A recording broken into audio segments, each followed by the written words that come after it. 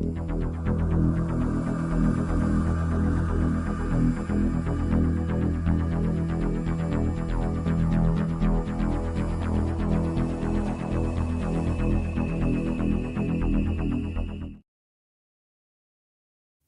ladies and gentlemen. It's your favorite paranormal investigator. My name's Tim Sedano.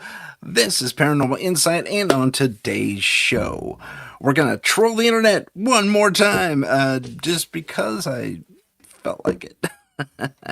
So, first off, thank you to all one of you who are watching, and to the thousands who are listening. Welcome to the show. Very first thing I want to do is offer my very good friend and co-founder of Scary a little birthday wish, and it's a posthumous wish. So let me put that up. Add that image there. There's Henry. That's Henry. He and I formed Scary together in the later parts of 2010, and then we officially started in 2011. Henry's no longer with us. He passed from medical complications, not COVID, in 2021. So, my buddy, my friend, my co-founder, my brother from another mother, happy birthday to you.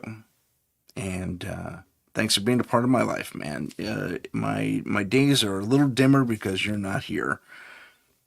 So, okay, that's the end of the sad part of the show, but much love to my good friend. And now let's get on with the UFO stuff. We're going to start in UFOs, but you could move on to something else.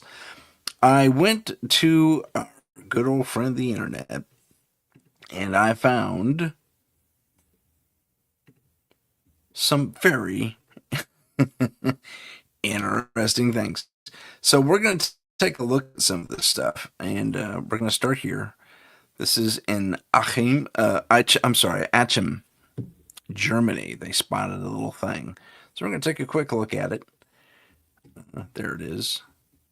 And now it looks kind of foreign and stuff, and it's waving around because the guy apparently can't keep things in check, whoever this videographer is.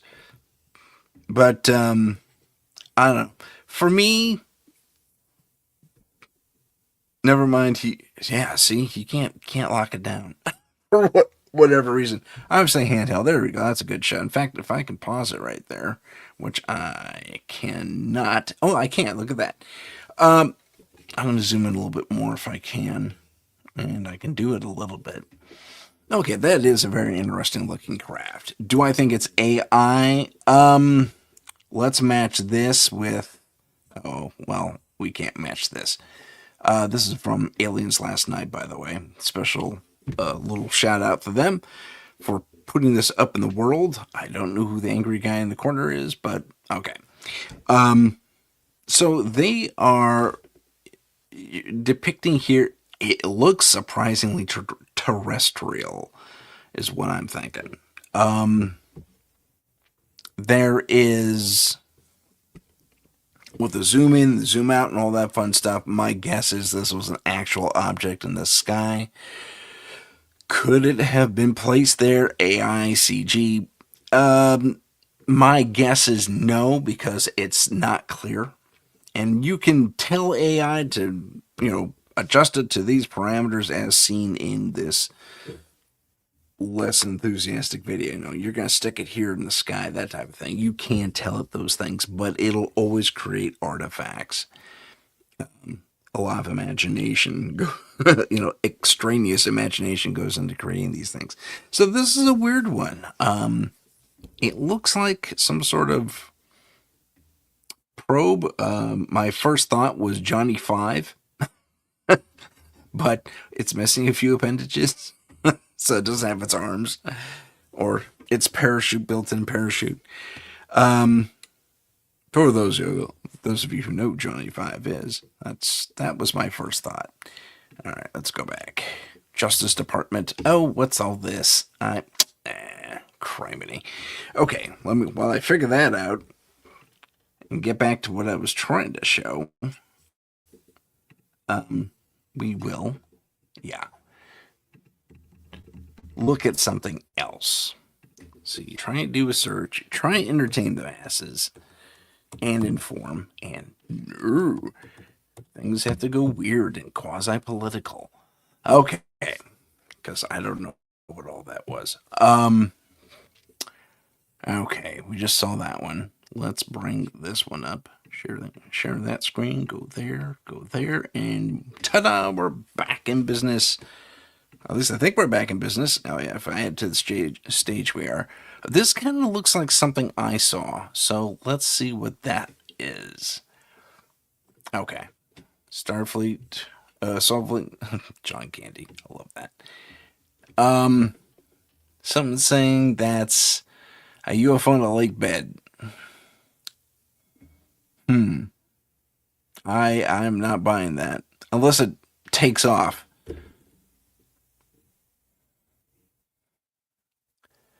Yeah. They're just seeing flashing lights in the lake bed here of wherever it is they're supposed to be. I can't even figure out where they're supposed to be. Salt Lake City, Utah. Oh, okay, so it's in the lake bed there. Okay. So that one's a nothing. That's complete nothing. That's poop. Worldwide since the release of the Epstein files. That's speculation. I'm not really a fan of that type of thing. That's a good one. That's actually something else. Okay. This one looks interesting. I haven't seen this one, but it's pretty be quiet. We're gonna look at stuff. Okay. Okay. Yeah. The E-Bird. Okay, so someone is trying to sell us on something, but at the same time, I want to point something out. Okay, hold on. If I could back that up, I will. But you notice these dudes aren't moving at all. Set up, complete fake. Nothing doing there. That's complete garbage, as they say, or as I say anyway. I wish they had little preview videos of some of this stuff, but I entered the search terms UFOs 2026. UFOs will publicly hover over our planet in 2026. Yep, that's what I keep hearing, but I have not seen it happen yet. So what I'm going to do is I'm going to go out and I'm going to go into my private stash so we can dig into some more, dare I say, realistic-ish looking things that don't necessarily. Hey, it's Sherry. It's Heidi too. How's it going, Heidi? If you're driving, you probably shouldn't be texting. I'm just saying. Oh, someone's animal had ear surgery. That's too bad. I'm sorry about that. I hope things went well. Okay, this I like. This may require me to somehow integrate the audio, which I don't know that I'll have a lot of interesting. I kind of shared that with her. Okay, so this is Bob. He appeared on Area 52. Let me get this up so everyone can see it. Bob Lazar appeared on Area 52, and he talks about it's just pictures of Bob. I must have grabbed the wrong file. But that's great. He appeared in Area 52 and they talked about all kinds of fun stuff. Here's another one with Bob on this wasn't UFO Origins though. This was something else. There we go. So this is Bob's take on, and I shared this. Here we go. One from somewhere, another planet, another time, another dimension, whatever it may be. Someone else is here. We're not the top, of the pyramid. No. We're absolutely not there. There's no question. And how they relate to things in our universe, but that may be nothing. there may be an entire level of physics that we're unfamiliar with, that, you know, these crafts, these people, or these civilizations just utilize. That's interesting footage right there. If I could zoom in, I will. There we go. Coming up soon, you saw that triangle form. My partner in Scary, JJ Rose, she saw something and recorded it, so we'll get it on there. That's the Boogosphere, and this is graphics. I don't think there are that many civilizations visiting us. There's no doubt there's one from somewhere on another planet. Okay, so he's talking about what he would also term at one point or another as the Zeta Reticuli, the grays, basically, the little ones. So, we can dive into this, and it's just basically our vice president swearing up and down they're demons. He's supposed to be Christian, or Catholic. I'm not sure which, if he's from a different Catholic denomination or not, if he's Presbyterian or something like that. However, I will point out that the official word is from the Vatican, not to get too religious or not, but from the Vatican, whom I consider, I mean, they have a lot of things they're not telling us, man. So I'm going to give them this grain of salt, or no, I'm not going to take it with a grain of salt. I'm going to give them some authority, some, what's that called? Some authority. They have said publicly, either through the sea or through, or the Pope at the time, this was a couple of years ago, that aliens are not demons because they are flesh and blood creatures, which is an interesting statement in and of itself. Have they been in contact with alien beings? Perhaps they have. I know certain members of clergy have actually seen these creatures and their craft for themselves. But there's a popular thing going around that says they are demons. This, for my money, is not necessarily the case, and I say that because, one, a very large, rather, I don't know, an organization like the Vatican, the Vatican, has I think they got a lock on some of the stuff that maybe our government and other larger governments also have a lock on, in that they kind of know the truth of what's out there in the cosmos. To out and out say they're demons, we've heard exorcists talk to that specific thing where they say the demons sometimes take on a look that resembles these things when they're messing with people through possession, and altering their physical characteristics. But it's the thing about a possessed individual and the demon speaking through them is that they constantly change their story. Like, it's like, no, it's really this. Oh, no. It's actually this. No, seriously, I'm an alien this time. So the deception, and everything that kind of goes along with all that stuff is, I think, for my money, going to fall into that category, that it is that the demon activity in an exorcism situation or in a possession situation is separate. Okay, they can lie to you, look like whatever they want, sure, but I think the alien stuff is absolutely real. I've seen them for myself, and these things were, they're escorted by men in black, and they were not demonic. Not by any stretch of the imagination.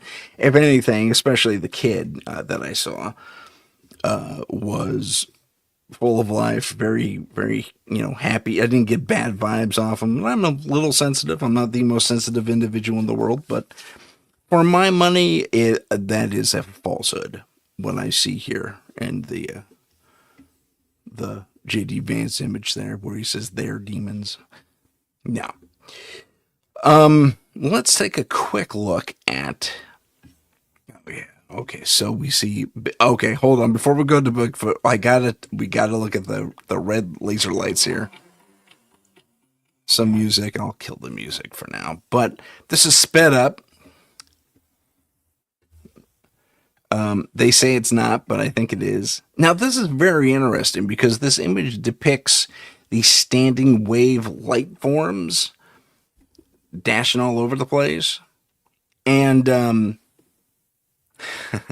thing is, there's a car right next to one of these things at one point. You'll see it in a little bit.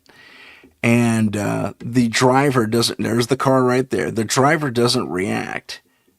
See? No reaction. No running away. It'll start moving in a second, I think. Maybe not. Yeah, there it goes. And see, this is all sped up. You think if you saw that thing coming down the road, you book out of there.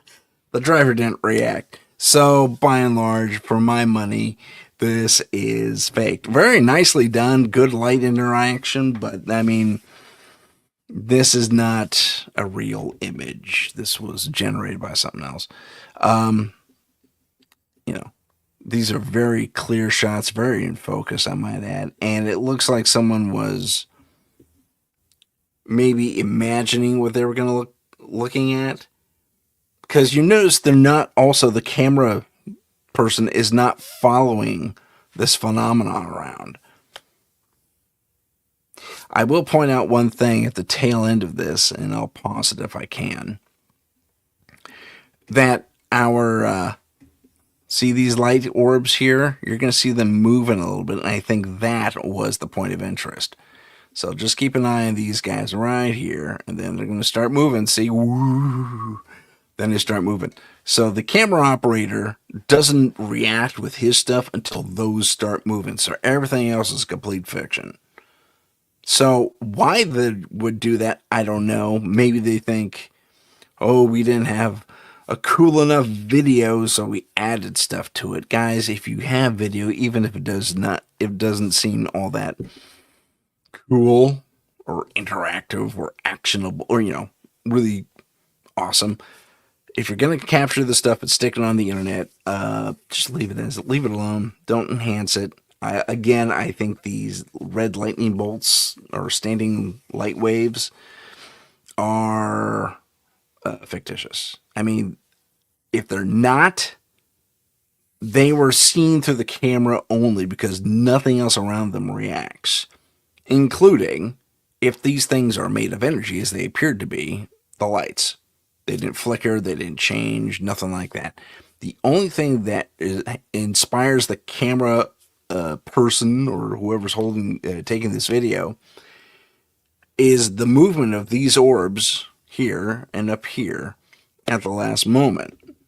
So again, I'm exceptionally skeptical of this, with the exception of these last few frames. So let us move on. Let's see here. Let me get out of this. Okay, this is actually pretty cool. Up in Alberta, they have a funny little cartoon Bigfoot guy, but look at that. That's pretty good. That's pretty good. Look at that. That is pretty awesome. They just have him walking around.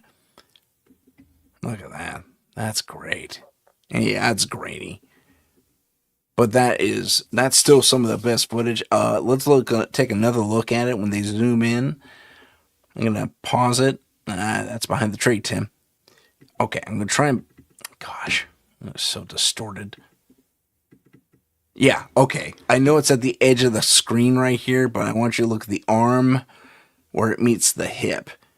That looks a little longer, a little more on par with the Patterson Gimlin film and Patty herself, as far as the nature of the beasts we know and have seen in the past that have been documented and are less than what you call provable. So, I mean, more than provable. Sorry, I cannot talk today.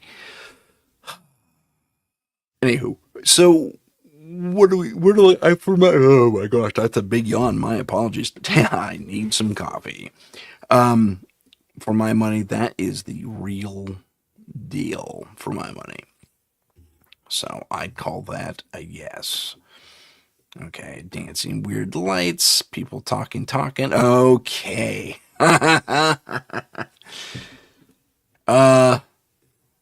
The big starfighter looking thing that people claim, and there's more of these, are over right.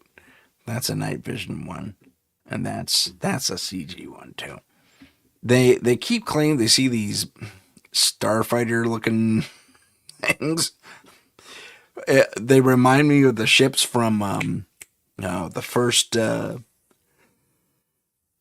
my goodness! I'm so sorry, everyone.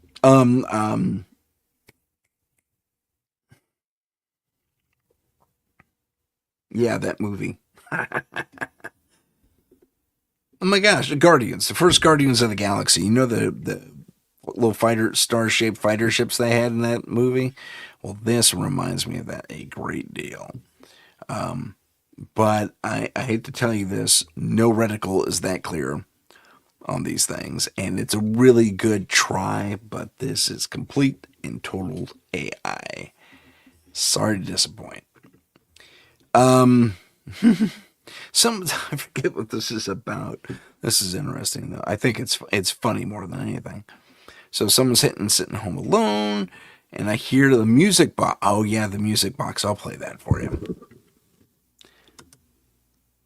Mm-hmm. Whoops.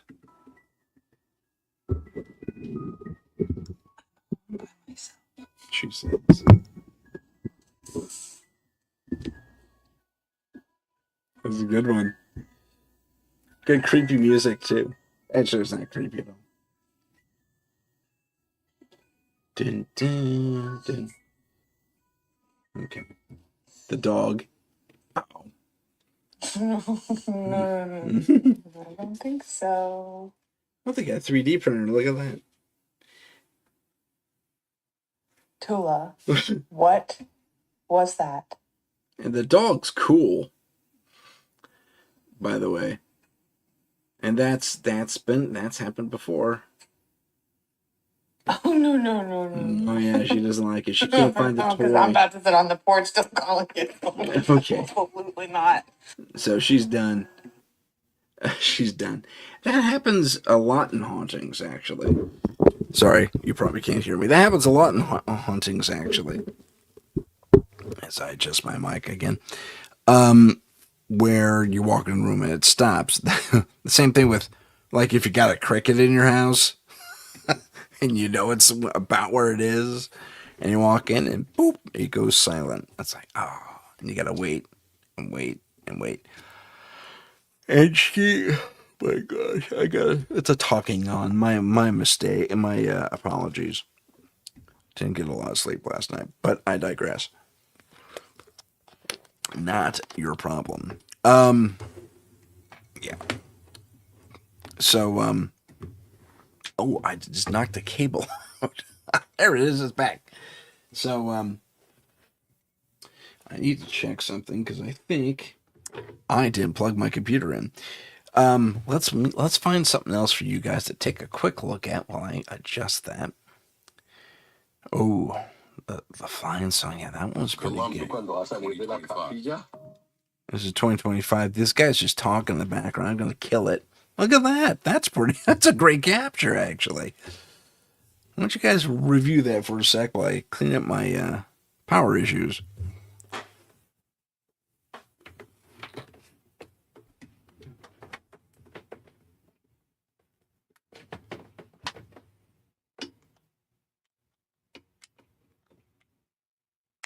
And we're back.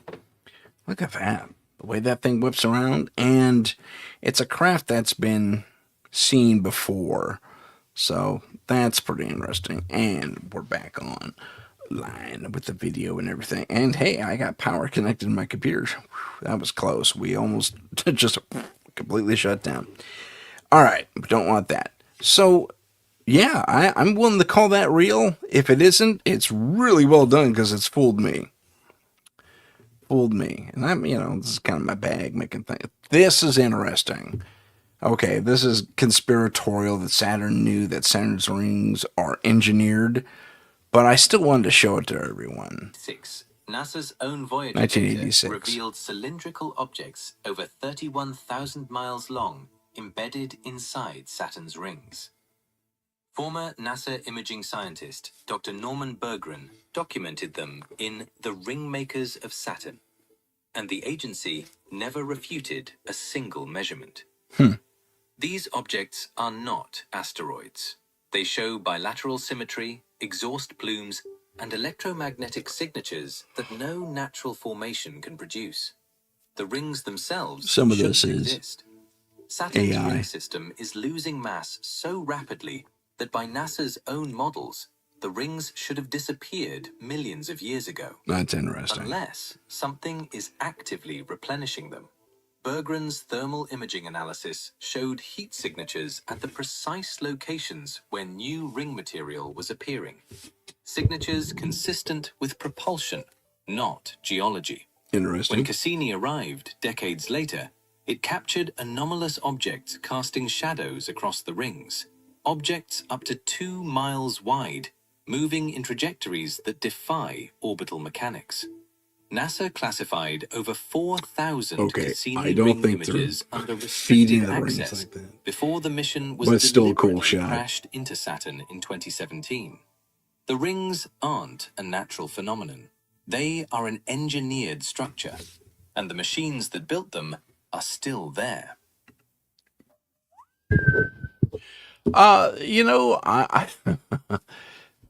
Some of the facts of this are, to my knowledge, and mind you, I worked at NASA for a couple of years. Never mind, I'm kind of a space nutbag anyway.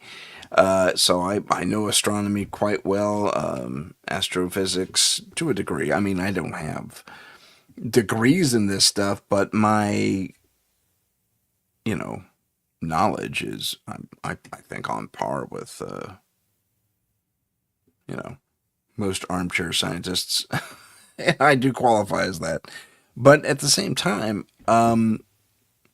the pulverization, I mean, there's a planet one of the moons actually, I said planet, I meant moon. One of Saturn's moons actually feeds into the ring systems. It's volcanic plumes or such that it actually feeds into the ring system. So to say that there are craft up there, I mean, it wouldn't surprise me if there are craft up there studying it. But to say that they're creating the rings, I think is fantasy, personally. I mean, maybe they are, maybe they're not. I don't know. But my first instinct is, yeah, that's complete and total fantasy. So I'm going to say no to that one. Yeah, this is the house we just looked at with the music box. Burn it down. Okay. This one... a woman attacked by an unknown creature.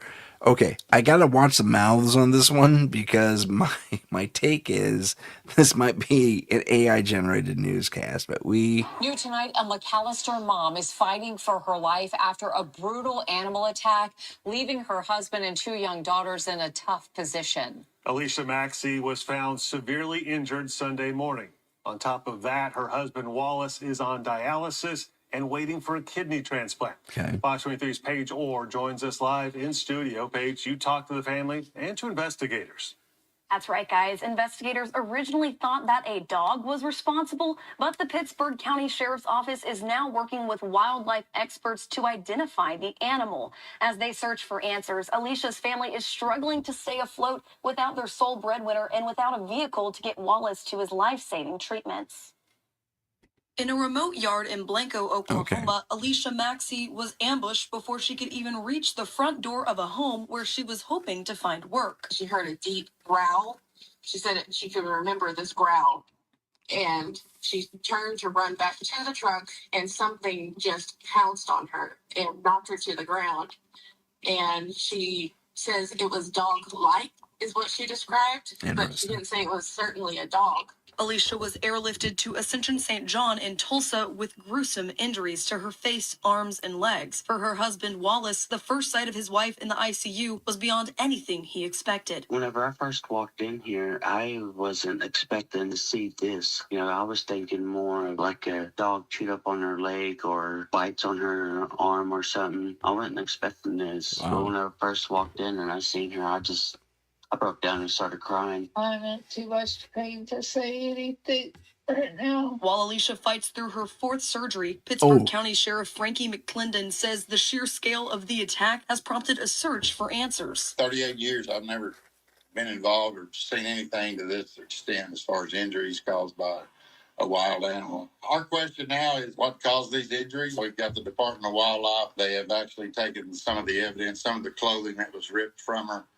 and send it off to one of their labs to see what we can find out if there's any way to identify what type of animal. The tragedy has left the couple's 6- and 7-year-old daughters in a hard spot. Wallace is currently on the list for a kidney, but since their only car was towed after the attack, he has no way to get to his dialysis appointments 2 hours away. Now, the family faces mounting costs for food and housing while supporting Alicia's recovery. Alicia, she is a loving, caring person. I mean, if you ever needed help, it doesn't matter who you are, she will sit there and help you. Okay, I'm going to pause it right there.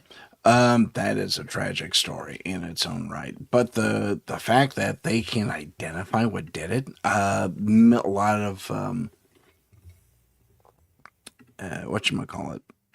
theories speak to this being a dog man or a werewolf or something along those lines. Skinwalker, maybe. I really don't know. But I think that might be, given where they live, they're kind of somewhat in the sticks area. But that's not to say maybe they're just misidentifying the creature. But dog-like, okay. Could this be... If it's not a wolf, could it be a different... it wouldn't be a coyote, because... I mean, unless it's gone rabid. Whoops. So I'm not too sure what to call this one, but the fact that the sheriff and the wildlife service have gotten involved and are teaming up and trying to find out what this thing is, I'd be curious to see if I can find further things on this report. If anyone out there in the audience has any information regarding that attack, do we have a date on this? New tonight, I'm sorry, I meant to date. Do we have a date? April 5th. Oh, okay, so that was rather recent. So that was 11 days ago in Blanco, Oklahoma. Oh, I see. So it's Pittsburgh County in Oklahoma. So if anyone has any leads on that or has a follow-up story, let me know. I'd be very curious to see if they've made any progress. Maybe we could tackle that in a future episode as well. Okay. Some weird stuff here. Oh. Okay. This one's pretty cool. Space music, but look at this cloud. I'll put it up for you guys. Let me add to the stage here. Look at that. If that is faked, it is really, really well done. I mean, it does have elements of being CG, but it also looks like something maybe we've all seen before. Actually, and now that I take a third look at this, yeah, I'm thinking this is completely made up. Yeah, I mean, it's a very short clip, so it wouldn't be too hard for... Oh, yeah. Oh, look at the textures. Yeah. This is completely made up. I thought it was kind of fascinating, but nope, this is fake. That is not what you think it is. This is great. So this is a saucer pursuing a passenger jet. Look at that thing. That is right out of UFO magazine, too. Look at that. That thing's crazy looking. Look at that. It's amazing. And everyone was apparently pretty frightened on the... This is from UFO Archive, by the way. Apparently everyone on this flight was rather freaked, especially the person taking this video, because that thing was really close. It was kind of getting closer and a little too close for comfort. Wow, that's a great one. I don't see where this would be CG because, no, I don't think so. The sun's right, the shadow's right. Look at all that. All that lines up. Yeah. I've never seen one of these craft with such a bulky bottom before, per se. So, I don't know. Maybe this is one of those back-engineered craft and they had to add stuff to it. That's interesting. But, yeah, I don't know. Thoughts? Kiara's here. Hey, Kiara, welcome. So, yeah, if you guys have any takes on this stuff, let me know. I'm more than happy to discuss it. Whoops. And here we go. Yeah. Sorry. I keep forgetting. I got to click over to the other window. Okay. Until the whole bunch started crazy. Not going to do that one because that's really involved. And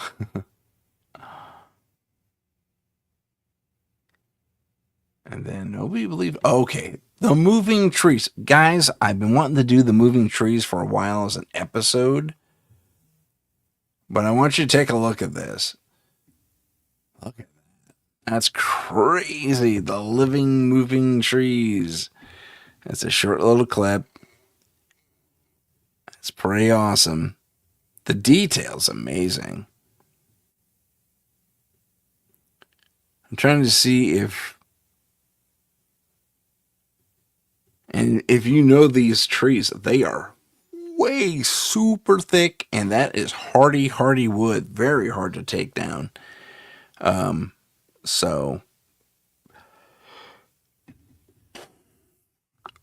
But apparently malleable enough. Although, as we zoom in,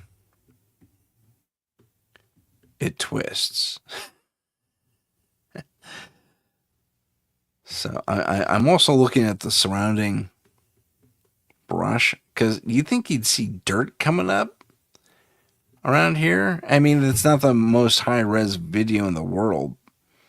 In fact, it looks like it was down-resed a little bit. But if this is legit, it's pretty good. Maybe I do see dirt. Okay, folks, I'm going to invite you to look at this little area right here. And I know it's grainy. But look at all that bubbling up right there. I say bubbling, I mean, pushing. Like you would expect. Although I will say it looks like there's an interrupt right there. Yeah, there is. Okay, completely and totally fake. Yep, that's really cool image though. I have to say, apparently done in 2025 in November.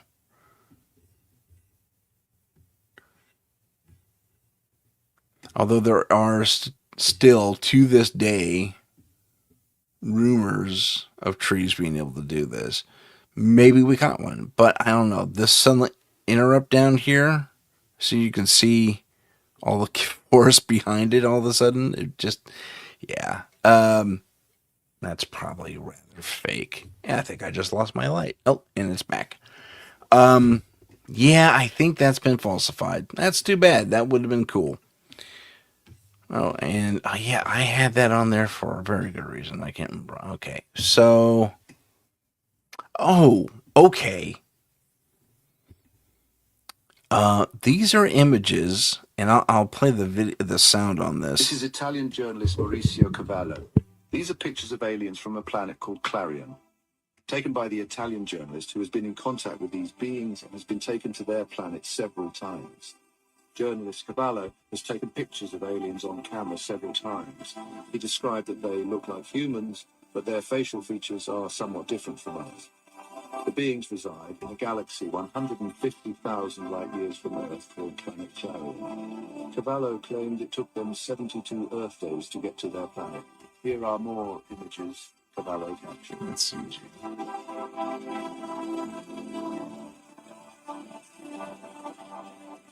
That's pretty cool.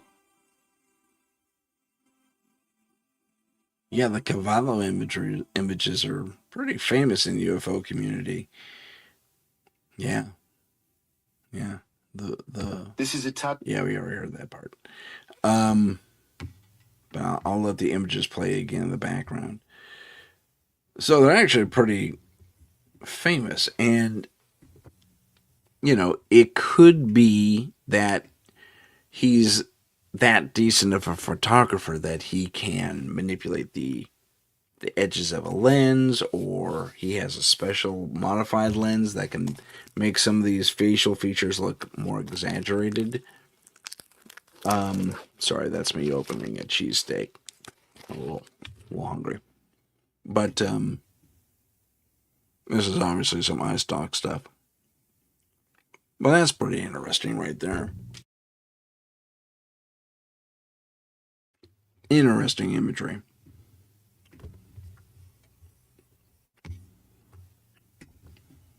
And that looks like what do they call those? Badalas or something like that. So, thoughts on that? For now, I'm 50-50. I know there are lenses that can pull off that effect right there. I'll zoom in on it again. So, and the fact that the shot's a little more in focus and this stuff isn't gives me pause. But again, I'm not. Okay, just to briefly touch on it, the Easter prediction never happened. Interesting. Let's look at cats fighting demons, or ghosts at least. Something. Protecting children. That's the cat's hit. Brrr. Yeah, he's fighting something. Something's threatening his human child. Yeah, that's an angry kitty.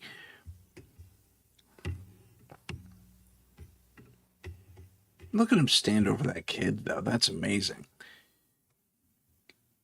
And you notice that the kid doesn't move? Does this happen all the time? Is this CG or AI? The child is motionless. This doesn't seem to be. I mean, kids can sleep super deep. Super deep. And maybe this cat is at war with whatever it is it's hissing at on a regular basis. And so the kid's used to it, so he'll just forget it. I find it interesting that the child is not really locked in all that well. Yeah, they got the pillow back there. I'm trying to see if I see that pillow move from the cat standing on it. I think I did. So we'll watch it one more time. I'm watching the pillow now. Oh yeah, look at that. Okay, maybe. Yeah. Okay. Maybe this is legit. Those are some tightly pulled sheets, right there. No, look at that, ruffling the sheets and everything. Really well done. The kid doesn't budge. What a good kitty. I tend to think this is legit. That's a good one. So that's a ticked off kitty protecting its human ersatz child.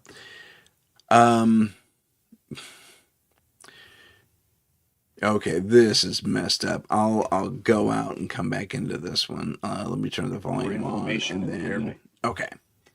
This is cool. This is a fighter pilot's recollection of what happened. I think they were with the French Air Force. Don't quote me on that. I approached the object and shot 64 30-millimeter shells at it. They had no effect at all. It looked like they were absorbed. 1,800 men were in formation at the airbase. Peru, excuse me. A stationary object in the sky which looked like a balloon. My unit commander ordered me to take off with my jet. I approached the object and fired, but the object remained unbothered. Then object began to ascend and move far away from the base. I flew up high to attack it from above, but it began to ascend almost parallel to my plane. Wow. When I reached 63,000 feet. It stopped. At this point, I came to within about 300 feet of the UFO. After I landed, the object remained stationary in the sky for 2 hours for everyone at the base to see. I approached. That is a fun recount. Completely made up CG. The jets don't look like that, man. With the, you have a. Anyway, completely made up CG recounting of the event. But that did happen in Peru in 1980, where this big egg-looking thing decided to hover over a Peruvian Air Force installation.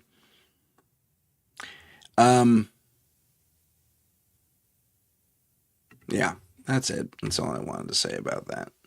Okay, we've heard about rakes and how they're fake, they're internet made up, but then you see this. We got a crazy one. Yeah, this is a crazy one. Okay, so alarms are going off and the rooster's going nuts. Look at this. What is that? What is that? Rooster's still going nuts. Right there. Right there. What the heck? Oh, yeah. Look at that. No. This looks a lot like how a rake is described to me, except the fingers. Although the fingers are... Actually, I take that back. That's a person. I wish they bleeped their swears. This is straight playback, so... Well, you better go now.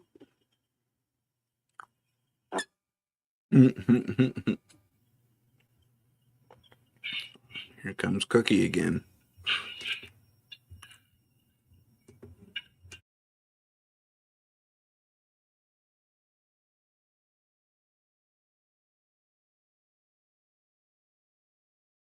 They're swearing a lot, so I muted them.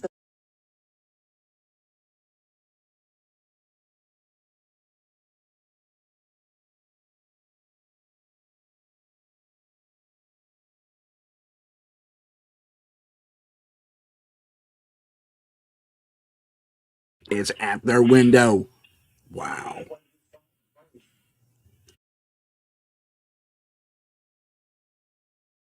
Again, I muted it because they're swearing all the time.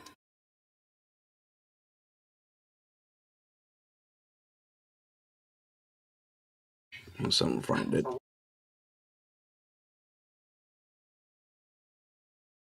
Oh my God. Look at that thing go. That's weird. I don't know. So, quite the weird one for you all to absorb. Let me see if I can. I wish I had better control over the videos in these things. But for the most part, that could be a crazy person running their property. But they are navigating the dark really well, and they don't appear to be wearing any equipment that would allow them to do that. Number of things in this one. I'm going to let it roll silently again. This is from Real Paranormal Stories PS, and that's awesome that they put that out for all of us to look at. But we're going to look at this again. Sans commentary. because they swear a lot, and I can't let that stuff out over the air if I can help it. So, a little play-by-play. One downside about night vision cameras is that effect. You get that not strobing, but shadow play. Like the camera isn't recording at a fast enough rate, so you get that strobing effect when you move, and that's why the tree looks like it did what it did. Because she has one of those cameras that are on a gimbal and they can rotate and stuff like that. And this thing is humanoid, human-shaped. The rooster doesn't like it. It's going off at, I think something like 2 a.m. And they keep asking, where's the dog? Where's the dog? And they see the dog staring at it, not making a noise because it doesn't want to be a target or perceived as a threat. So whatever this thing is, it's not moving normally either. That's something else. This actually classifies, for me, this looks a lot like a rake, although the hands don't seem as pronounced, and then in some instances they do. And the methodology with which this thing moves and the morphology of its physicality is really, I hit the wrong button, is really interesting.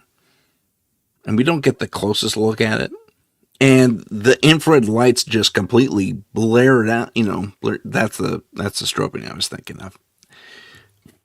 And you get a little bit of light shine off it at one point as it turns. So it's walking very carefully, very gingerly. And it has a wobble to it like it's almost like a marionette. They fast forward, and then they see it again. Now check this out.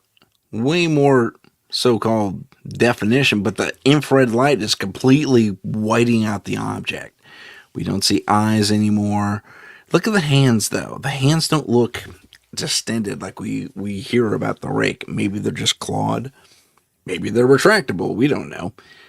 And maybe they're not. That is just strange. The way he books at the last second, because I guess the dog finally made a lunge for it. So it ran. It tripped it. And then, watch this. They move their camera, because there it is again. And look at the way it's standing. The way its hands just kind of hover there at that thing. So it's looking in the window at them right now. Or at least as of... and then something spooks it and it runs off. I'm going to pause it here. So this was in January of this year. Beginning, Happy New Year. Here's a rake stalking you. At 2017, so that's 8 o'clock. In South Fort. Or, I guess they call it South Porch. I get it. Is that Port? Wherever they're at. And, yeah, that's a wild one. That is a wild one. It reminds me of it. Look at that. Look at the way it's booking. To move like that, and then there was a weird little flash. I wish I could back this stuff up and take another look at it. Okay, then so we're starting over. But these I don't know, guys. That one has me rather convinced that was a real thing. Okay, some of these guys just bug me. Let's go back to the top real quick because I want you all to see the boogosphere. Is it not here? I thought it was here. I could be wrong. I thought I saw the saucer deploying the boogospheres, and it was pretty obviously CG. I just wanted to show that to you guys.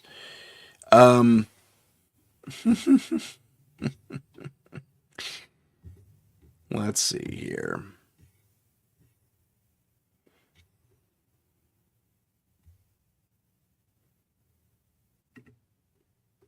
Okay, this is pretty interesting. So add a. Where's this? It's in a foreign language, so I can't read it. But look at these. These are your spheres, your basic spheres. Kind of look like the Buddha spheres. And man, they're matching up for me. They don't move off point. The camera is shaky just enough.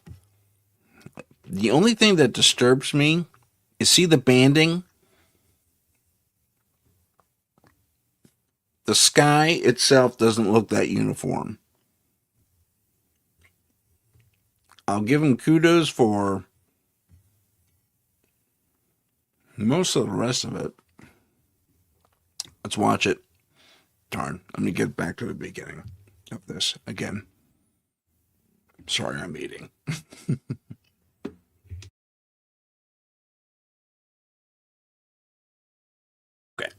Okay.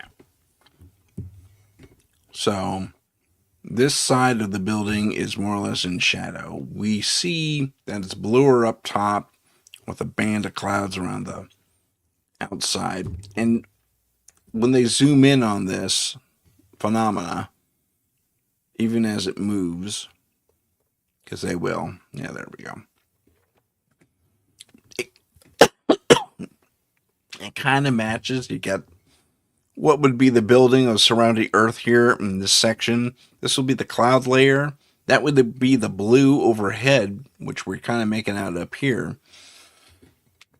But at the ouch, sorry, those are my knee going on. I don't know if you guys heard that. At the same time, while I tend to, and special thanks to UFO Archive for putting that out there. One thing that's bugging me is the halo. Now, we've seen the halo mentioned before. We've seen evidence of this. Like they have an aura to them. When Bob Lazar sounded off on I wish I had it here. Sounded off on a UFO video that surfaced after so many years. I think I shared it too. I don't know why it's not in here in my archive, but it isn't. But apparently this is in Russia, as it says right there. But as we take a closer look at these things, it matches, but it doesn't match. Also, there's the halos there, which makes me think this is probably an insert. But I will give the creator kudos. Also, you know what? Let's play it again. Let's just keep playing it. Okay. Oh, shoot. Okay. I'm going to let it get right there. I'm going to zoom in here.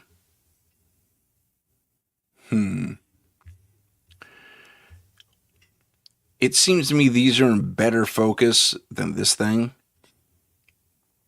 which would suggest, at least as from a camera operator point of view, that the instead of hovering over this array, whatever this thing is here, some sort of radio or cell phone array. Yeah. Kiara makes an interesting point that they are exactly the same. I'll put that up there, Kiara. That they're exactly the same. Yeah. And they keep, they're like, let me read what she said, because I gotta zoom in though. They are all oddly exactly the same. There also appears to be a cut out looking area in their top left. Yeah, you know what that is? Because I think that's why this is fake, because it's an artifact. When you zoom in on something, because it's supposed to be the sun kind of glinting, it's kind of like the diamond ring effect in an eclipse. You kind of get that same type of thing. So let's watch it zoom, continue here for a second, and then they'll zoom in on it, and I'll pause, and you'll see that flat part Oh, I stand corrected. But you see what it is? It's supposed to be the glint of the sun. And that also bugs me because if we looked at the building before, the sun wasn't coming from over there, although it's a round object, so it might fisheye the light a little bit. Yeah, I don't know. It's the aura, and it's just too uniform. So I'm gonna call that. Well, I'll tell you what. To add a little bit of fairness, because I'm not absolutely sure, but my gut instinct says this is faked. But I'll call it 50-50 because I'm a little unsure. I'd like to break that down a little bit more and some filters and stuff. But it wouldn't be unheard of to see, these kind of, what do they call them? Foo Fighters back in the World War II? These buka spheres looking things do look rather identical when they're spotted. Okay, let us move on. Actually, let us take a little bit of a break here. It's time for station identification and a few commercials and stuff like that. We'll see you in about 2 minutes. This is the United Public Radio Network, 107.7 FM in New Orleans and 105.3 in the Gulf Coast. UPRN talkradio.com. Esoteric programming at its finest. Long ago in the ancient world, the Trebus Omnes Lux, later known as the Tridents, were celebrated heroes, defenders of humanity against unspeakable monsters. Today, they continue that sacred duty in secret, hunting the dark evils that lurk just beyond the shadows. They are the Trident of Light.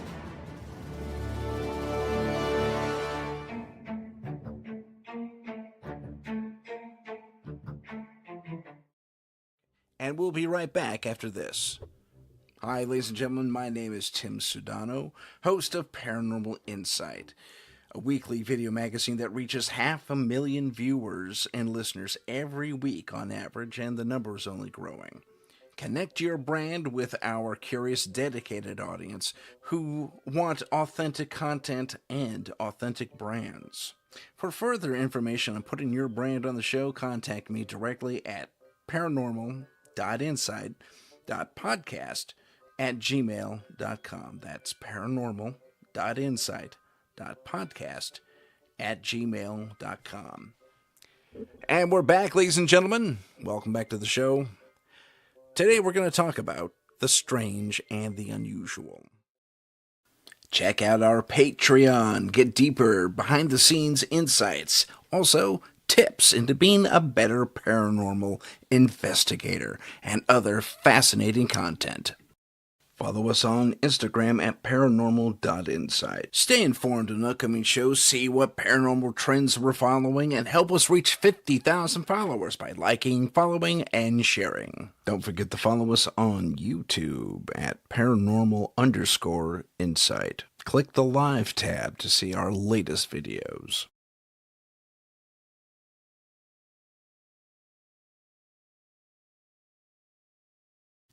There we go.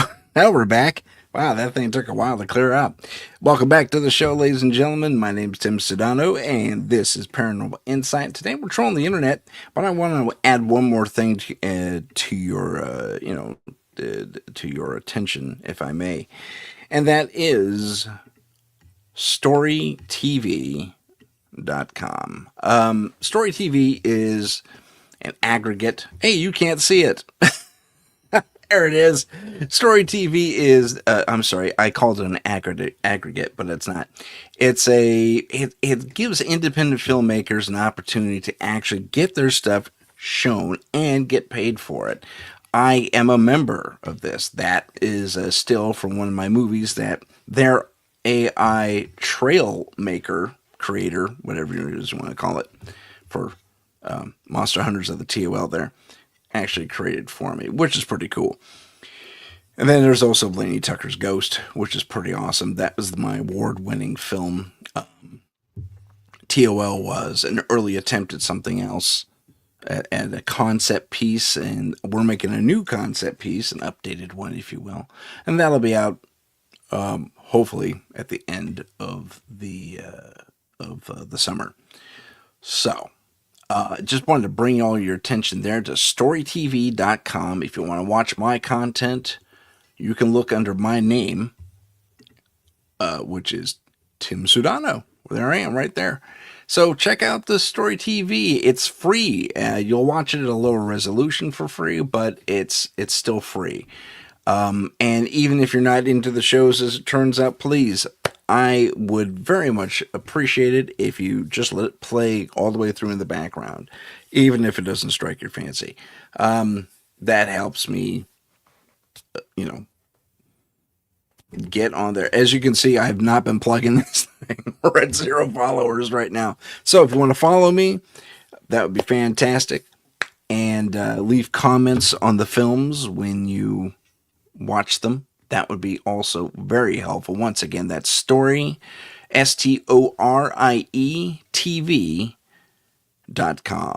Story TV is all one word, by the way. Let's get back to the spooky stuff. Okay, so as I call that back up, I would like to also,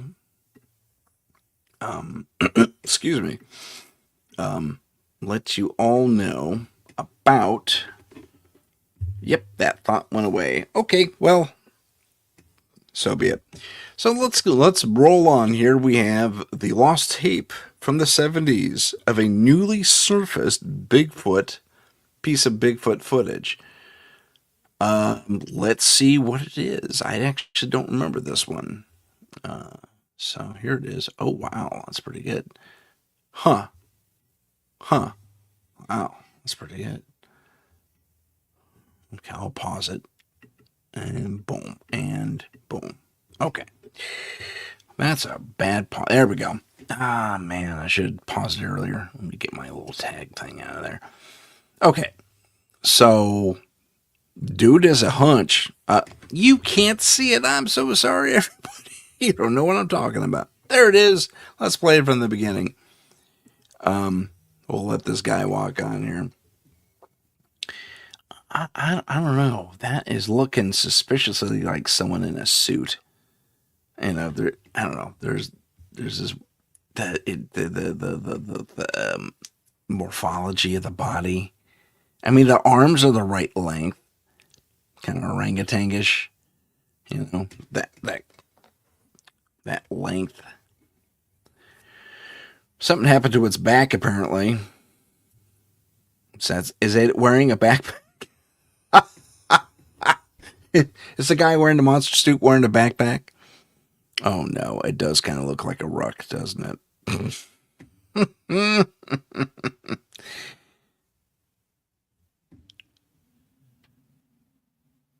Huh.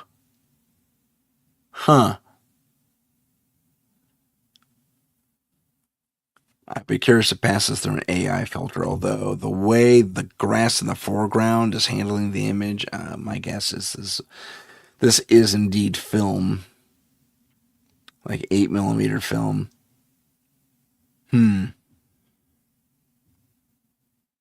Yeah, that gait is something else too. But the legs seem, I mean, I'm not seeing the full step, the full leg rather, but they seem stubby. Am I wrong? And the morphology of the body seems way off compared to Patty. I think this is someone in a monster suit carrying a backpack because they have to get out to a spot to shoot their monster movie. That's my guess. That's my best guess anyway. Don't do this in Oklahoma. I forget what that is, but I think it was silly. Okay. You may remember I had images and video when I had Cat Ward on the show where we had little pixie dudes like these guys here. Okay. I don't know what's going on. I don't know this flubby guy, flubby. I don't know what I'm saying, flubby, but it looks like I don't know. There's no sound to this either. So a bunch of goblin-looking guys and this thing has something hitting him in the face constantly. Yeah, that's some CG right there. That's some CG. I'm thinking. Yeah. Yep, that's CG. Okay, that was pretty funny. But you remember I had the other guys who were in the forest in England, that Santa Claus looking explorer guy, and he had similar footage of what he called pixies in his forest, and it looked very much like these guys. Not, the ears weren't as pronounced, but still. Okay, that was pretty funny. Whew, excuse me.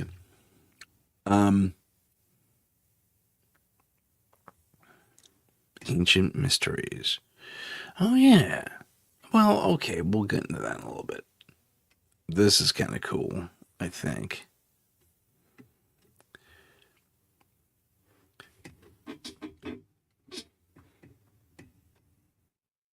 This could be a national security issue. The general was involved with the Pentagon's most advanced aerospace research. Okay, we're talking He about the oversaw missing a general. classified space weapons program. McCaslin was in charge of the Air Force Research Lab at a base in Ohio. It's rumored that base holds extraterrestrial debris from the Roswell crash site. The general was tied in with the UFO community. A source told the New York Post the general was a gatekeeper for anything UFO related in the Air Force. All I see him doing is cutting cake. Mental fog. But investigators say he's I'm still kidding. highly intelligent and capable. McCaslin was an avid hiker. His wife last saw him leaving with a backpack and a .38 revolver. No phone, no glasses. He disappeared 6 days right after Trump announced he was releasing the UFO files. And he's not the only one. 8 months before the general vanished, a rocket scientist who worked under him years ago also went missing. She was hiking in California with 2 other people. They saw her smiling and waving 30 feet behind them. When they turned back again, she was gone. That is frightening. Let's get back to it. Actually, I went to, oh, criminy, did I bury it? There it is. Police are searching. So, police are searching. Yeah, we get it. So, I want you to look at the IXS Enterprise up here in the corner. I'll zoom in so you can all see it. That is a theoretical, it's based on a doctor's theoretical approach to human light speed travel. And that is sticking the bulk of your ship inside this ring here. And the ship would then hit its light speed point. Basically, it disrupts space, or space-time if you prefer, behind it. Space-time doesn't like being disturbed, so it forces the, it straightens it. It wants to be a certain way, a certain wavelength, if you will. And it propels the craft like a water, so it spits the water. As it straightens things out, it creates enough of a force wave of some sort that this vessel is theoretically supposed to be able to capture, and it gets spit across space like a watermelon seed, basically. And you apply the same disruption in front of you in order to come out of light speed. I've been aware of the IXS Enterprise project for a very, very long time. And while some of its mechanics are largely theoretical, mostly because, at least as far as we know, don't have the mechanics to alter field density that much, although I heard we just cracked that code recently. It also goes to what Mr. Forbidden Knowledge said, where he said it could be they knew too much about a new concept for a ship named the IXS with an FTL or faster than light speed warp engine or warp drive engine. So, that's, I typically don't delve into conspiracies, but there are I mean, as of this reporting, March 24th, yeah, I did say it was frightening because it's amazing that people just disappear. Especially this gal here who has a full 411 style disappearance attached to her. These other two, including the general, were seen, I'm going for a hike, and never returned. Never mind, they were armed and had some supplies with them, enough for a day probably. But the fact that this gal here, who worked under at least the general, if not this guy too, and I forgot who that is. And that's really kind of, I mean, journalistically, I would say missing or presumed, dead, instead of were they killed? Because I think you're inviting a rain of really bad stuff. But I will say this, to have her disappear 411 style, like we all have heard before, we were just hiking along, and we all know this story to one degree or another. I think it was a husband and wife team. They're hiking up this cliff, this pass that, it's a sheer cliff down one side, a sheer cliff up the other side, and there's barely enough room for like 3 or 4 people on the path itself. And there was nowhere for this lady to go but down, because she doesn't have a rocket pack, So husband and wife go up, and the wife is suddenly just not there anymore. She disappears, very much like this lady's thing. And she had company, so they turn around and suddenly she's not there. Oh, just absolutely crazy. Do I have a theory? If I'm going to say it's wild, it's a wild theory, but given what we've already determined scientifically, that there are quantum universes, we have established that because we have quantum computers accessing those quantum fields. Today's word is quantum. If it were a drinking game, I'm sure we all be smashed. But there's just so much weird stuff. So here's the weird theory. We are talking about the possibility of an abduction. I don't think by aliens necessarily. If we have access to these different quantum fields or dimensions or what have you, and we can hide just behind our reality, and we have the ability to step through, and then grab someone and pull them into this alternate dimension, or even a pocket dimension, completely artificial dimension that links somewhere else. I actually explore this in my books, which you saw advertised, and please pick them up. Anyway, it's entirely possible that is what happened, especially today. Is any of this provable? Nope, not at all. It's pure theory.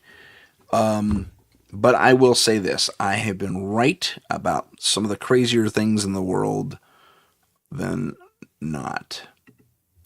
Let's move on. Part 7. Oh, yeah, that's good, but it requires you to know it all. That's Augie Nost right there. He's pretty cool.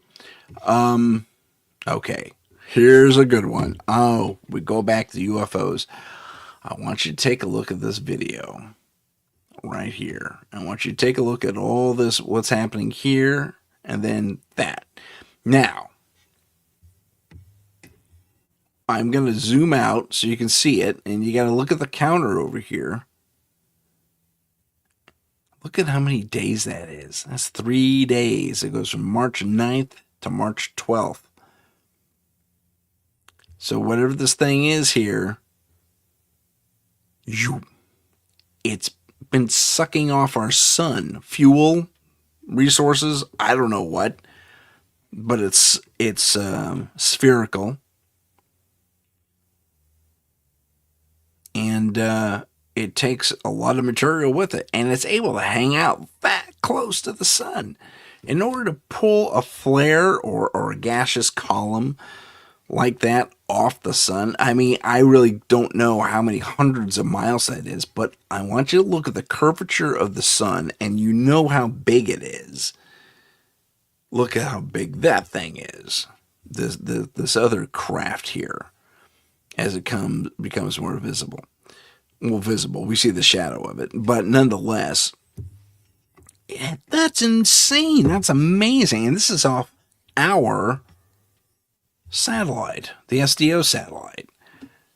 And a special thanks once again to the UFO Archive for putting this out in the world for us to look at.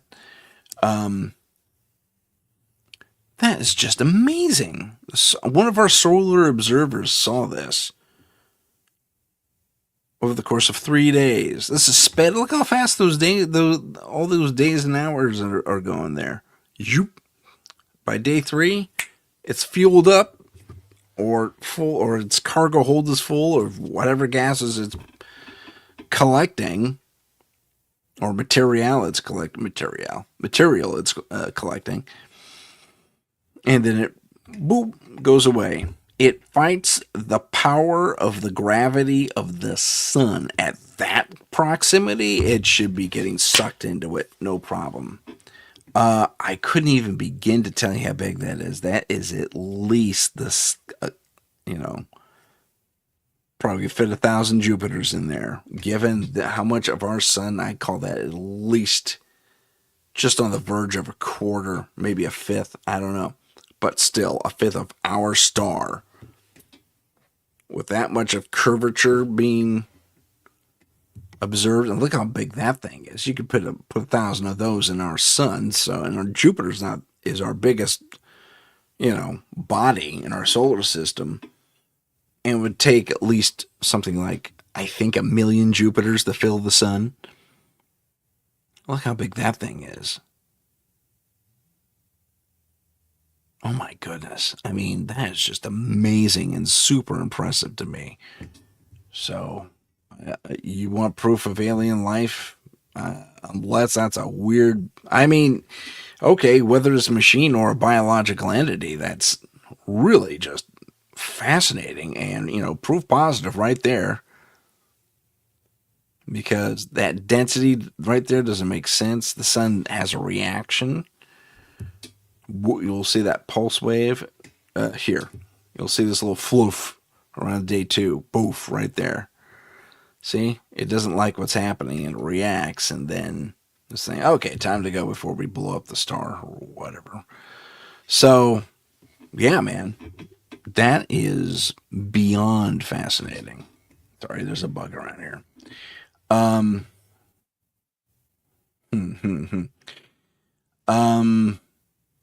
The thingy here is kind of weird. But I'm not going to go into that one. What was that other one? A really creepy one. I'm going on camera. It's just the ball. I think this is the ball in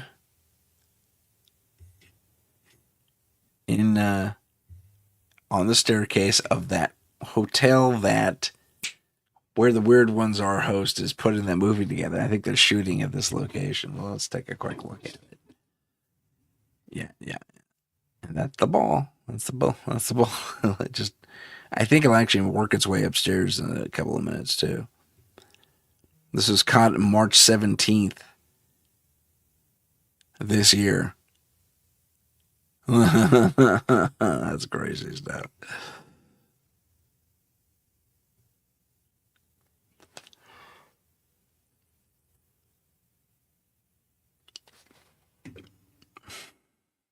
I want to see this ball again. Now, obviously this is on motion capture because the camera doesn't start rolling until there's actual motion.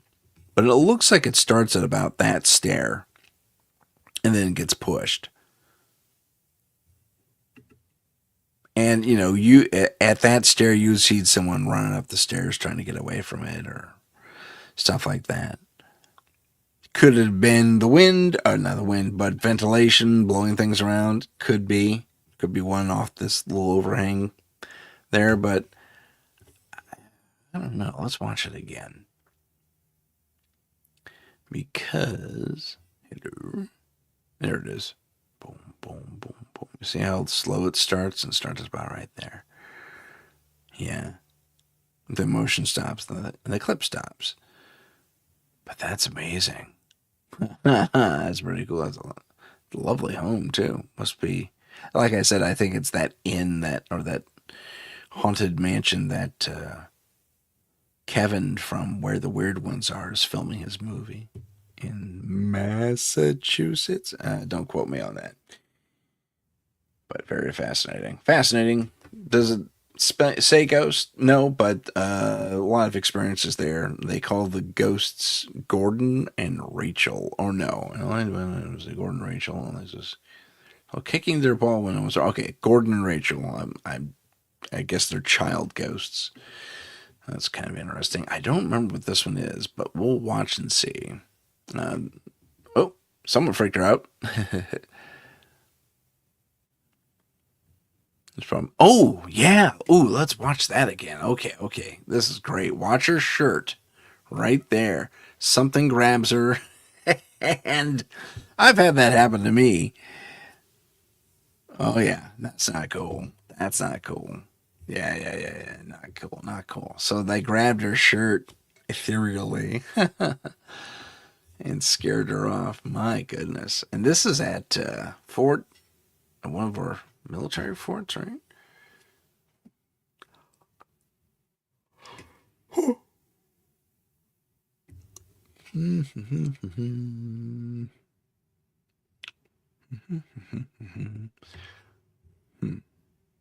So special thanks to Down the Rabbit Hole for that little clip. That's pretty cool. This is an interesting story. It's full of CG and the recreation, but it's still a very fascinating story. So let me see if I can get the my window. He was trapped along next to me, and he was looking down inside. All right, so let me go out and go back into it, okay? So you can hear the whole story. The size of my window, and he was trapped along next to me, and he was looking down inside of my cabin. I'm at 9 feet tall. I was hearing a vocalization that wasn't natural. Yeah. I got in the truck, started driving, and as I looked in my right side mirror, there was a wolf head. His yellow eyes were darting all over the place. I had a gun and I just pulled it and shot twice. I knew it was dead, but I wanted to make sure. So I turned around. As I was coming back, I'm looking right where that werewolf was laying. It was gone now, and there was a Jeep parked, and there was a man and woman there, and they were just looking at me a little bewildered. I was detained. A couple of federal officials said, "You killed one of our assets, and this is how things are going to go down from this point on." Wow. They took my gun, and they shut my bank account off. They keep people quiet, and I'm just not going to stay quiet because too many people are getting killed by these things and don't even know they're out there because of the suppression from the government. So, go ahead, the size of my window. There we go. Let me shut that down. Well, I'll just mute it and we'll just let it play. So this guy, Mr. Joe Barker from Michigan, this is his story. And it was assisted by a bunch of CG. Very good CG, AI, I might add. It looks very good. Reported not only encountering, but actually shooting a dogman / werewolf. And then the government pulls him over at one point and says, "You shot one of our assets." Man. The implications on that are astounding, and I have suspected this for a very long time, that a lot of what we are accidentally seeing out in the world, including that farmer and her husband, or the farmers out there who had the skin or the rake-looking thing walking around their property. If they're just letting these things run free and can call them to heal whenever they absolutely need them, that kind of makes sense. Although you'd think they have a little more control over it. But according to Mr. Barker, These things are made or allowed to roam free, act on their instincts whenever they see fit, until they're somehow put to use by the government as assets in a given situation.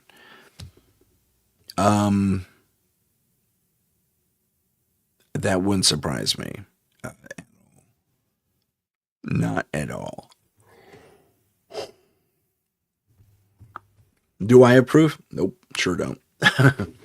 You and I only have Joe Parker's word on this story. Yeah. Oh, yeah. Kiara says that she watched the entire story live on the YouTube.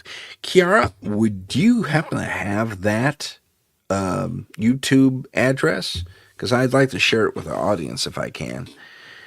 Because that'd be great for all of us to actually see this. I mean, I don't know how long this piece was, but apparently the whole story is being told, which is great. Or maybe you could look up Joe Barker, Michigan trucker, and find his story. But nonetheless, the actual video would be great, and it just answers a lot of questions too, for me at least. Chief, among them, how all these, maybe, oh gosh, remember that animal attack we looked at the very beginning of the show? Maybe that's one of these assets. If they let him off the chain and then call him in when it's time to go to work, wow, that would be insane. Oh, I wonder if I'm right about that. Huh. Anyway, Kiara, if you could find that video address, that would be fantastic. I'd love to share that with everyone. And in the interim, we will take a look at something else. She was dancing, but something moved. Oh, yeah, that's messed up. We'll take a quick look at this.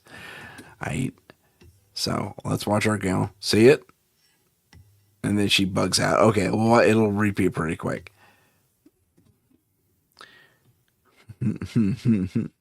So here she is dancing. Now I want you to watch back here.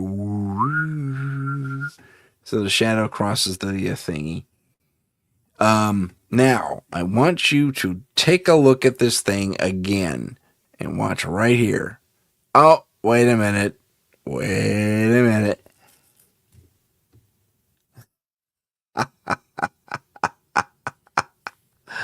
I think we're looking at a piece of footage here. All right. And then off she goes. Afraid and all that. Also, now, we see the camera there. We wouldn't be able to. All right. But the way the shadow cuts through the wall there. Let me see if I can pause it. Yeah, there it is. Yeah. You would think if it's following the hallway back here, it would go through the doorway and then disappear and then come to the little open area over there. So I'm very skeptical of this one. But it's still a fun one to take a look at. Okay. And then there was Manchester Landscape Retreat. Huh.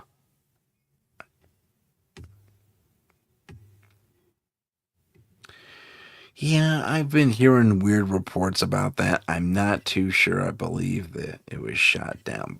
But let's take a look. This guy has a great story, if I remember correctly. Kill people. This woman comes up to her and there's twins. These women are twins. They're in their 70s. One woman says, my sister here, she had a stroke. She can't hear. She's totally deaf. Can you heal her? And Chris is standing in front of the hotel. Suddenly his cell phone. There's Tim Taylor. Tim Taylor says, if you're ever in front of a hotel and someone needs healing, go ahead and do it. No way. Yeah. So he says, I don't know. Wait a second. Hold on a second. Area 52. This is so strange. He puts his hands on her ears and he says, in the name of Jesus, like I already said, in the name of Jesus, I heal you or whatever. And this woman goes into my lecture and she comes out of the lecture and she says, I can hear everything said. I can hear. Wow. All the people from the conference go to this restaurant across the street. Sco comes back and she's distraught. She's like, holy, you can't believe what happened. It was like a third person was in the conversation. She said, It was like, Tim Taylor. The phone was a transmitter phone. That he had been given this phone. I don't know if this is true. He'd been given this phone. It was a transmitter phone. Everything that he did was being recorded by somebody. That summer, a rich business guy out of New Jersey has a cottage, or may have built a big log cabin in Pennsylvania. So I get invited, and I'm the only guy with no money there. Suddenly, Tim Taylor shows up, and it was my friend that invited him. And then he says to Tim Taylor, he says, hey, we're going on a UFO thing. You want to come along? And Tim goes, oh, yeah, sure. So they go to the Gerald Anderson's case. Okay. And they're pulling up this medal. And I still remember my friend. Now he won't talk. He's forgotten everything. He's forgotten everything that happened. Tim Taylor said, when they got some of this medal, he said, this is the real deal. I had the download experience. So we talked about downloads. Yeah. And he talked about the invention. So he gets this invention. He's got 40 patents. And then he's in contact with, he calls them the beings or whoever. He doesn't call them aliens, whatever. And they give him these inventions. So the first one came. He woke up in the morning with this idea in his head. And supposedly this company sold for 88 million or 100 million on NASDAQ or whatever. And he said, the last thing I remember the night before was a hooded figure standing at the end of the bed. So at one point, he pulls out his cell phone. And he says, what do you think of this? Shows me this photo of these two guys on a painting. These two guys are flying through space on this painting. And they look like they got pajamas on. One guy's older than the other guy. And then he shows me another photograph of these balls all going down this tunnel. And then he shows me another one, this eclipse thing, where the eclipse is taking place. And then he shows me this photograph, it's like a screen on the outside of a building. And then he shows me the catchers. He shows me this. This is 999 Sepulveda Avenue. And then he says, you know what this is? He said, this is where the jump room was. If I had known who he was, I would have paid attention. The jump room? That was from Area 52. That was fantastic. Name of this fella is UFO researcher Grant Cameron. Outstanding. So he has a really long story. If you happen to watch that interview, it's really fascinating. But it speaks to bunch of stuff. Well, far too many things to really listen. I kind of regret bringing that one up. And there's a lot to unpack there. But maybe you've heard of this one. This one is fantastic. Fantastic. Not blue. We had a lot of dead Bigfoots on the surface This is side Mount of the mountain St. that were covered Helens. up and recovered quickly by the U.S. government. We have black sites all over the place that are keeping this secret. A doctor who's a psychologist who has made contact, and this is what I know to be true.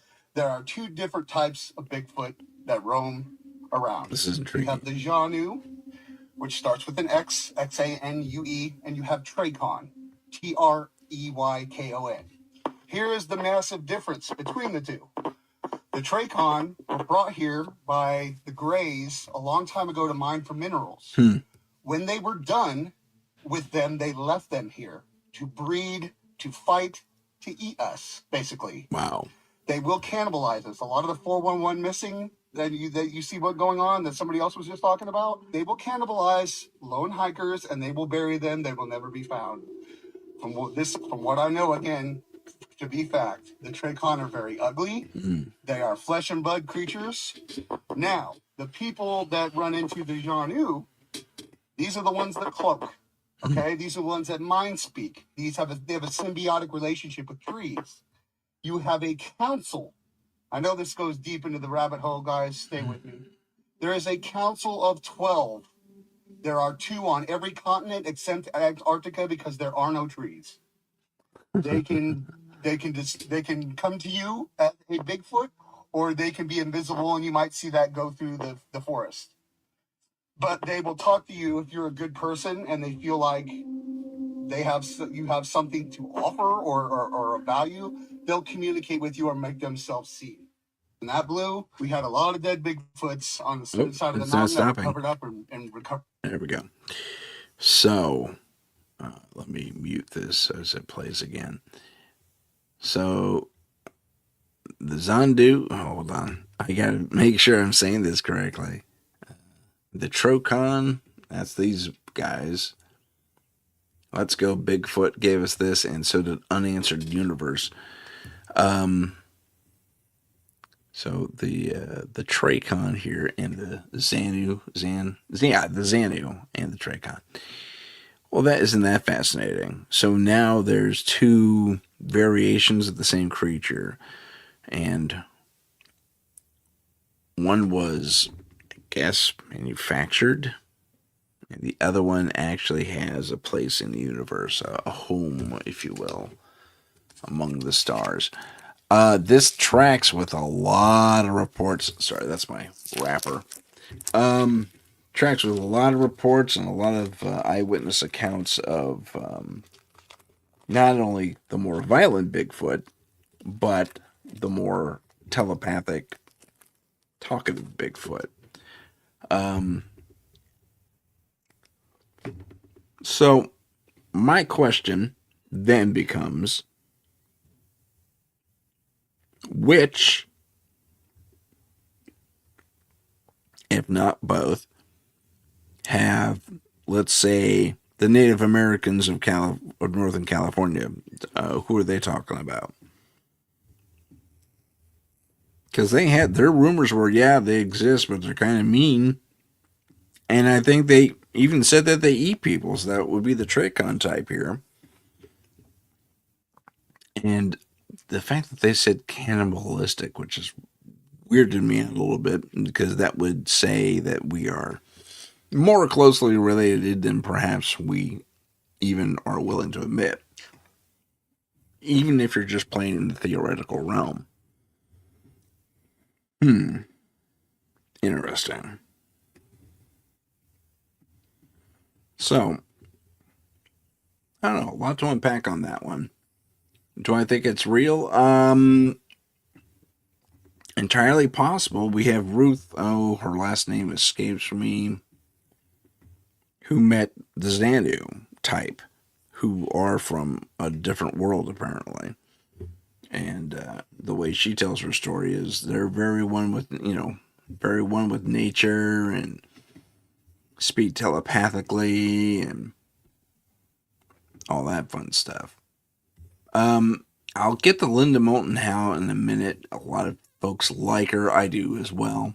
I like her work on a secret space program that we do have those IKS type starships out there, which is kind of cool. I mean, if they're out there, and that would mean more likely than not we've made first contact already. Never mind if you go even deeper down that rabbit hole, you could say, oh, well, that happened with Truman. Was it Truman? Oh, man. My history of presidents is woefully lacking. But we'll get to Linda Moulton Howe here in a second. First, I want you to all take a look at the special best friend that showed up in a photo. All right, so this was taken at one of those,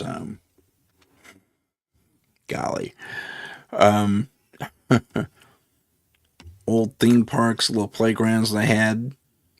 And this was supposedly a little girl's best friend named Beto. And while this is the little girl, her face is covered up.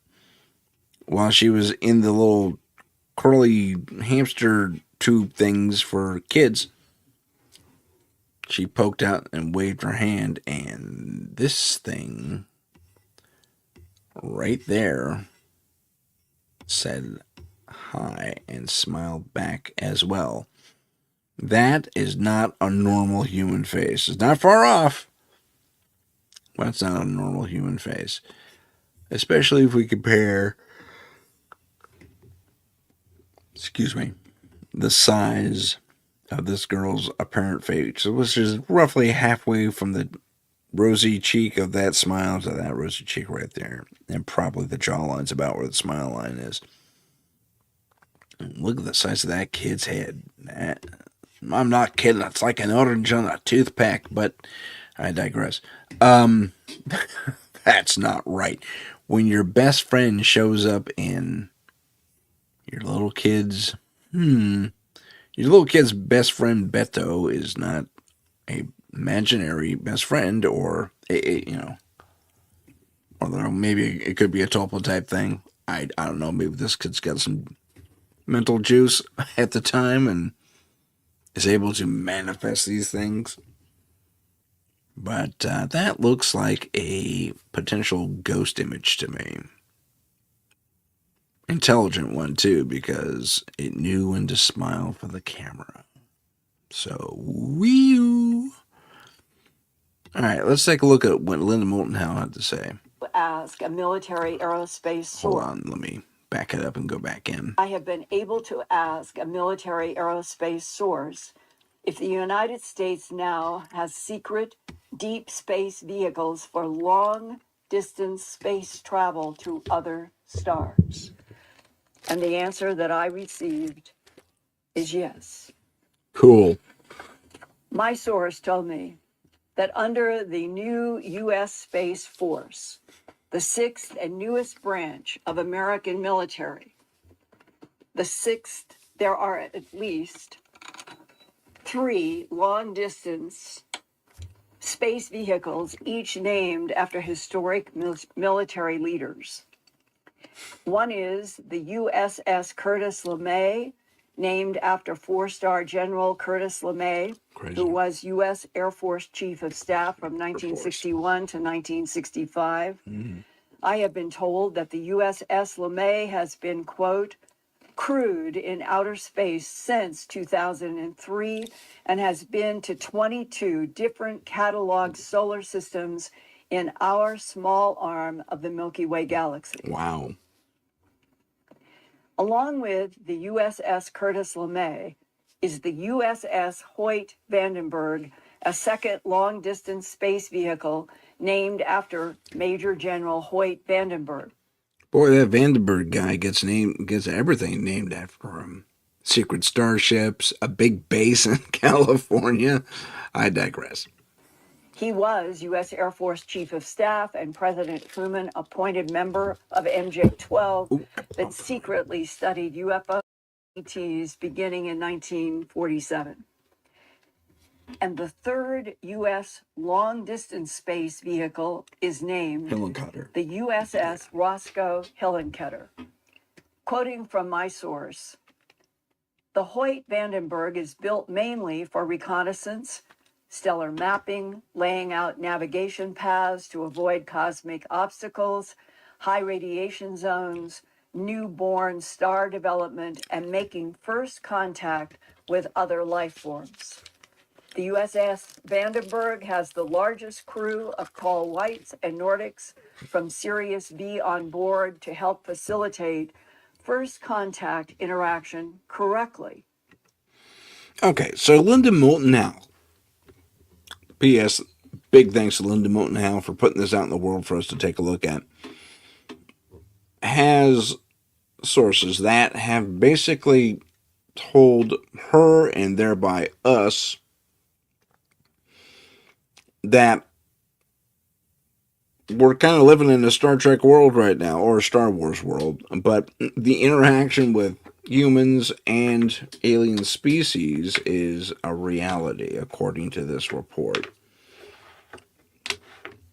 I would like it pointed out that when that British kid hacked the Pentagon all those years ago, way back when, he revealed pretty much the same thing. However, if memory serves, his information said that the Hillenkoetter, the LeMay, and the Vandenberg were already operational and running ops in the, when was that? Like the late 80s, early 90s. So to have this information repeated and given a different timeline that these ships have been active since 2003. Now, I will say, I only heard her say that the Curtis LeMay was active since 2003. I don't think she talked about activity for the Hillenkoetter or the Vandenberg, which I guess would make sense. And to at least one degree or another, uphold what was reported in the late 80s. by the British hacker guy. So that's very fascinating to me. And wow, now it's all under this Space Force stat. That means the Air Force, the branch of military I attempted to join, trained with for a while, is now phased out of space travel. We're strictly terrestrial. At least that's the way it sounds. And they get, they're still experiencing, but they're kind of living a weird secret Star Trek life. I wonder if all those technologies are there. Because there's been a few scientists that have whistleblown and they've saying, you know what? If it's on Star Trek, okay, this is a show from the 60s, man. If it's on Star Trek, we've already locked it down and it's a real technology. I myself can confirm that because I have witnessed, I think I mentioned this before, tractor beam technology, early formed tractor beam technology, but it was still there and was very effective. Although it was this big device moving around a 50-cent piece, what was constantly spinning in the air over the head of the audience. So I don't know how effective said tractor beam is. Hopefully it's been improved upon since then. I would imagine so. But again, no proof. You only have my word. And I hope you accept that. Okay, so that's pretty fascinating stuff. And special thanks to Lynn Moten Howe and Journey to the Truth podcast for bringing that to our attention. That's remarkable. This is a fun one. A UFO caught on tape back in the day. Back in 1998, apparently. I didn't know we still had VHS tapes going in 1998, but I'm pretty sure we had digital photography back then. Wow, look at that. That's pretty cool, I have to say. It looks like a...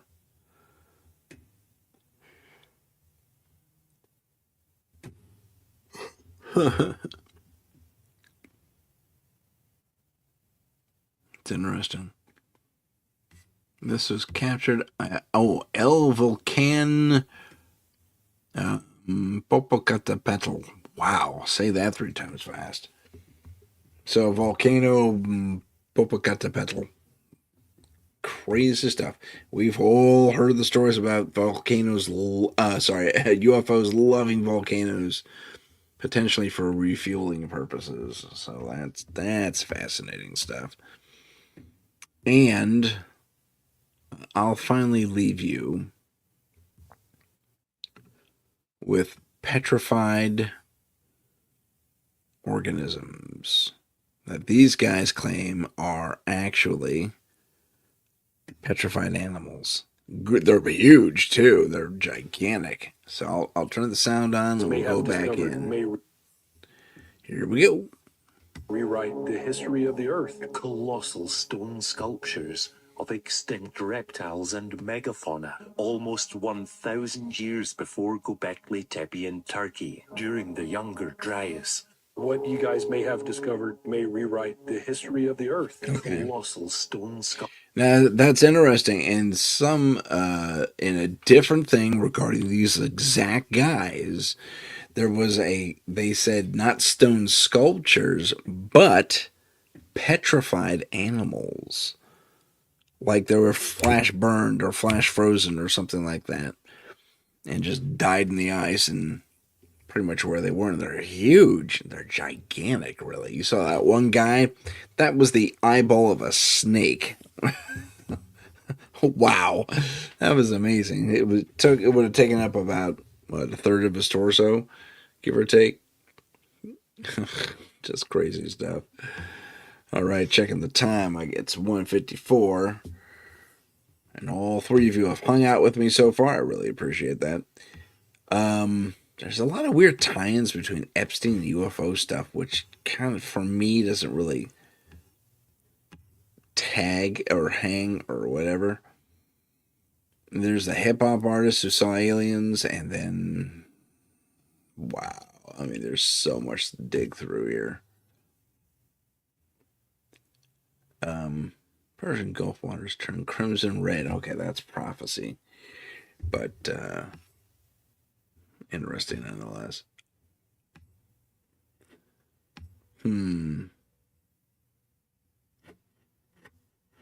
Interesting. I have a lot of religion mixed in here. I don't know how it ended up in paranormal. It's paranormal evidence, but it did. Okay, last one. Semi-religious, but still really, really interesting. This is purportedly an image from the Vatican's little future TV set, the little time-traveling TV set. And it's supposed to be a street in Jerusalem. Oh, forgive me. I got that completely wrong. Okay, this is done. The photo itself was taken in Jerusalem by a Chilean named Diana Cooper, and she took photos accidentally of Joseph of Arimathea and Jesus, like they showed up in her photograph.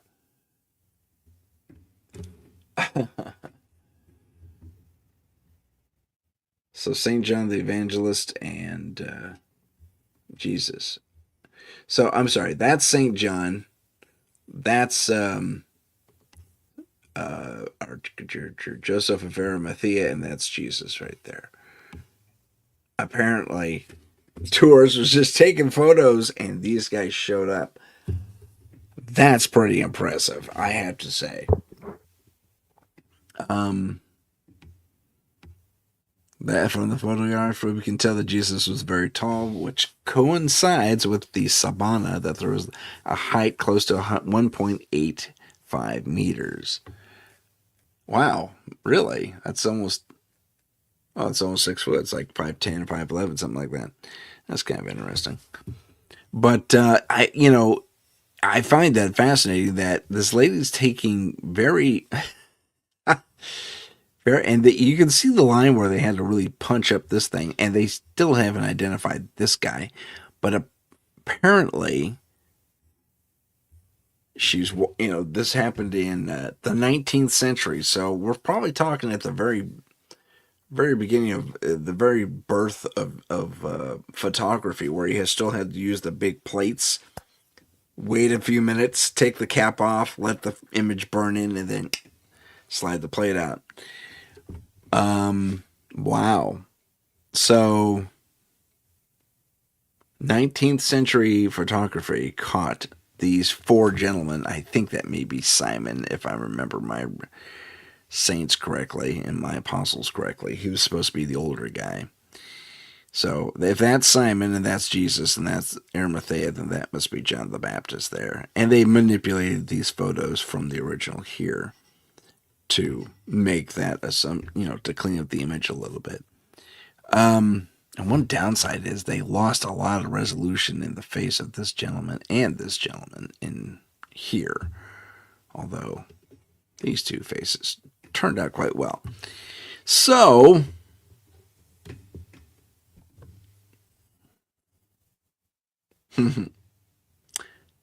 there you have it. A test of not only faith, but of conviction and seeing what you want to see versus seeing what was actually there. And mind you, this is some 2,000 years ago. Well, okay, roughly 2,000 years ago. So, to be able to photograph the past like that is amazing.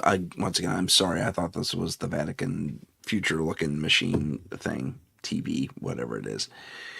I was incorrect about that. So, ladies and gentlemen, my name is Tim Sedano. This has been Paranormal Insight, and next week on the show we have a fantastic guest. I hope you'll join us. Stay tuned on the Instagram for more details about all that. Thanks for joining, watching, and listening, and we'll see you next time on Paranormal Insight. If you have a paranormal experience that you would like to discuss on the show, please email us at paranormal.insight.podcast@gmail.com. That's paranormal.insight.podcast@gmail.com.